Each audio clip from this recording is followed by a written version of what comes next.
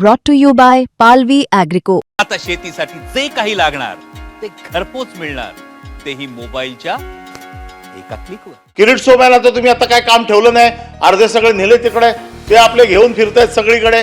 अरे त्याला माझ्या बरोबर पाठवा, मी असे 2000 लोक शोधून देतो एका दिवसात.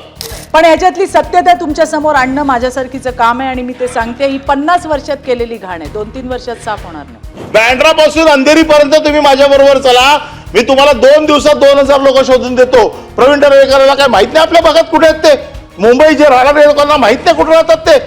भाजप माहीमच्या माझ्या सहकारी अक्षता तेंडुलकर असतील, साखरकर असतील, यांनी जाब विचारायचा प्रयत्न केला आणि काय झालं, त्यांच्यावरच आज केसेस झाल्या. आज तुमचेच लोक आरोप करतायत की भारतीय जनता पक्षाच्या कार्यकर्त्याला दम देत आहेत तुमचं सरकार, आणि दम तुम्ही खाताय. अतिशय महत्वाची अशी ही लक्षवेधी लावलेली आहे. प्रवीण भाऊंनी खूप चांगलं सांगितलं, शिंदे साहेबांनी चांगले इनपुट्स दिले, पण याच्यातली सत्यता तुमच्या समोर आणणं माझ्यासारखीचं काम आहे आणि मी ते सांगते, ही 50 वर्षात केलेली घाण आहे, 2-3 वर्षात साफ होणार नाही. पण त्याचे प्रयत्न सरकारच्या माध्यमातून चालले, त्याचंही कौतुक होणं तितकंच गरजेचं आहे. मगाशी आता कुणी म्हणालं की महापौरांचा हा विषय आहे का? अहो, महापौर वॉटर मीटर गटरचं काम तर करणारच आहेत, पण त्याच्याच बरोबरीने मुंबईचा पाया असणारे कोळी असतील, आगरी असतील, भंडारी असतील, जे इथले समाज आहेत, त्यांच्या उपजीविकेचं संरक्षण करणं, त्यांचं रक्षण करणं, हे सुद्धा महापौरांचं काम आहे. मी या निमित्ताने मुंबईच्या महापौरांचं अभिनंदन सुद्धा करेन. मला या ठिकाणी म्हणायचंय, सभापती महोदय, दादर सारख्या मराठी बहुल, हिंदू बहुल या विभागामध्ये कोविड नंतर 2020च्या आसपास अचानक 70% मुस्लिम फेरीवाल्यांची, बांगलादेशी मुस्लिम फेरीवाल्यांची संख्या वाढली. त्यामध्ये BMC, पोलीस, स्थानिक काही नेते आणि स्थानिक गुंड यांना हाताशी धरून मराठी फेरीवाल्यांना हद्दपार करायचा कार्यक्रम झाला. पालघर, वसई, सफाळ्यामधून येणारे आमचे भाजीवाले यांना हद्दपार करायचं काम झालं. त्यांना या काही गटांकडून बसू दिलं जात नाही. सभापती महोदय, मोठ्या प्रमाणात हप्ते वसुली केली जाते, मराठी फेरीवाल्यांना संरक्षण दिलं जात नाही.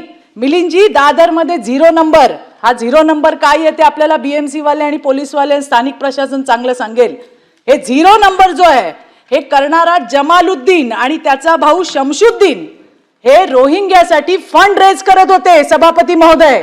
आणि त्यावेळेला भाजप माहीमच्या माझ्या सहकारी अक्षता तेंडुलकर असतील, साखरकर असतील, यांनी जाब विचारायचा प्रयत्न केला आणि काय झालं, त्यांच्यावरच आज केसेस झाल्यात. दर महिन्याला कुर्ला कोर्टातून त्यांना त्या ठिकाणी तारीख मिळते आणि तिथं जावं लागतं. ही आज वस्तुस्थिती आहे, मला त्या ठिकाणी दिसतील. आणि सगळ्यात महत्वाचा विषय ज्याच्याबद्दल कोणी उल्लेख केला, अनेक फेरीवाल्यांची आधार कार्ड जर तुम्ही बघितली, सभापती महोदय, जन्मतारीख काय आहे? 1 जानेवारी. 1 जानेवारी सगळ्यांची जन्मतारीख आहे. आणि पोलिसांना विचारलं की ते म्हणतात त्यांच्याकडे आधार आहे. मालदा आणि मुर्शिदाबाद इथून येऊन मोठ्या प्रमाणात, सभापती महोदय, कागदपत्र तयार केली जात आहेत आणि अशी स्थानिकांची त्या ठिकाणी तक्रार आहे.